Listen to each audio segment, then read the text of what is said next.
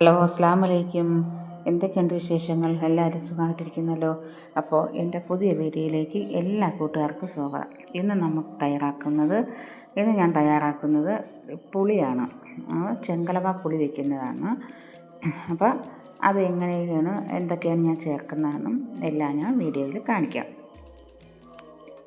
പുളി വയ്ക്കുന്നതിനുള്ള എന്തൊക്കെയാണ് സാധനങ്ങളെന്ന് ഞാൻ കാണിക്കാം. അപ്പോൾ അതിനുവേണ്ടി കുരുമുളക് എടുത്തിട്ടുണ്ട്, മുളക് പൊടി 2 സ്പൂൺ എടുത്തിട്ടുണ്ട്, ചെറിയ ഉള്ളി എടുത്തിട്ടുണ്ട്, പിന്നെ മല്ലിപ്പൊടി എടുത്തിട്ടുണ്ട്, പിന്നെ ഉലുവ, ആവശ്യത്തിനുള്ള ഉലുവ, അതിന് പുളിക്ക് വയ്ക്കാനുള്ള ആവശ്യത്തിനുള്ള ഉലുവ എടുത്തിട്ടുണ്ട്, മഞ്ഞൾപ്പൊടി എടുത്തിട്ടുണ്ട്. ആവശ്യത്തിനുള്ള പുളിയും കൂടെ നമുക്ക് ഇതിലോട്ട് ആഡ് ചെയ്ത് കൊടുക്കാം. അതിന് ആവശ്യത്തിന് പുളി നല്ല പുളിപ്പുള്ളതാണെങ്കിൽ ആവശ്യത്തിന് മാത്രമേ ചേർക്കാവൂ. അപ്പം ഇതാ പുളി വയ്ക്കാനുള്ളത് ഞാൻ ഇവിടെ അരച്ച് പേസ്റ്റാക്കി എടുത്തിട്ടുണ്ട്. അപ്പോൾ തക്കാളി, കറിവേപ്പില, വെളുത്തുള്ളി, പച്ചമുളകെല്ലാം ഞാൻ കഷ്ണങ്ങളാക്കി വെച്ചിട്ടുണ്ട്. അപ്പോൾ നമുക്ക് തയ്യാറാക്കാനായിട്ട് ഒരു ചട്ടി വെച്ച് കൊടുത്ത് അതിലോട്ട് കടുക് ഇട്ടിട്ടില്ല. നമുക്ക് തക്കാളി ആഡ് ചെയ്ത് കൊടുക്കാം. തക്കാളി ഒന്ന് വാടി വന്നതിന് ശേഷം മാത്രം നമുക്കുള്ള ബാക്കിയുള്ള സാധനങ്ങൾ നമുക്ക് ആഡ് ചെയ്ത് കൊടുക്കാവുന്നതാണ്. കുറച്ച് നേരം കിടന്നൊരു 3-4 സെക്കൻഡ് കിടന്നൊന്ന് വാടിയാൽ മതിയാവും. അപ്പോൾ അതിനുശേഷം നമുക്ക് കറിവേപ്പില ഇട്ട് കൊടുക്കാം. കറിവേപ്പില ഇട്ട് കൊടുത്തിട്ട് നമുക്ക് പച്ചമുളകും വെളുത്തുള്ളിയും കൂടെ നമുക്ക് എല്ലാം കൂടെ കിടന്നൊന്ന് വാടി വന്നതിന് ശേഷമേ നമ്മൾ തയ്യാറാക്കി വെച്ചേക്കണം അരപ്പ് ചേർത്ത് കൊടുക്കാവൂ. അപ്പം മീൻ നമുക്ക് കൂടെ ഇടാൻ പറ്റത്തില്ല. ഇത് പെട്ടെന്ന് പൊടിഞ്ഞു പോകുന്ന മീഞ്ഞു പോവും. അത് ചെങ്കലവയെന്ന് കിളിമീനെന്നാണ് ഇവിടെ പറയുന്നത്. അപ്പോൾ മീൻ കറി തിളച്ചിട്ട് ഇടുന്നതിന് തന്നെയാണ് നല്ലത്. അപ്പോൾ അവിടെ പള്ളിയിൽ ഓതൽ കേൾക്കുന്നുണ്ട്. അപ്പോൾ അതിൻ്റെ സൗണ്ടും കൂടെ ഇതിൽ വരുന്നുണ്ട്, ഞാൻ വോയിസ് കൊടുത്തുകൊണ്ടിരുന്നപ്പം.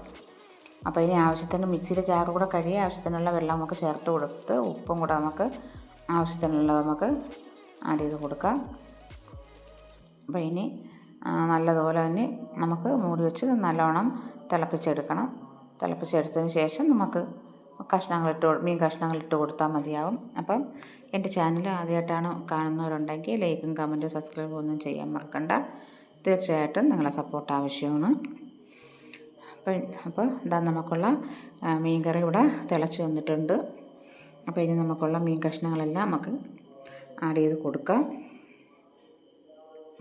അപ്പോൾ നല്ലതുപോലെ തിളച്ചിട്ടുണ്ട്. അപ്പോൾ ഇനി നമുക്ക് ഫ്ലെയിം കൂട്ടിയും കുറച്ചുമൊക്കെ വെച്ച് ഒരുപാട് സമയം നമുക്ക് സ്പൂണിട്ട് ഇളക്കരുത്. അപ്പം മീൻ പൊടിഞ്ഞു പോകാൻ സാധ്യത ഉണ്ട്.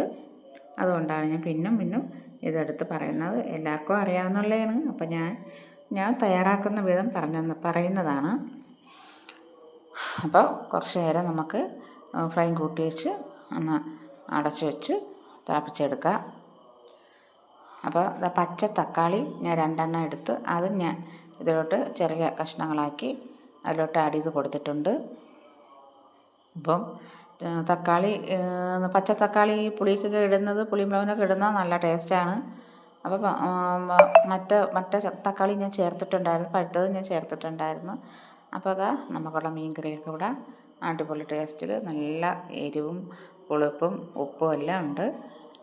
നമുക്കുള്ള പുളിമുളകും കൂടെ സെറ്റായി വന്നിട്ടുണ്ട്.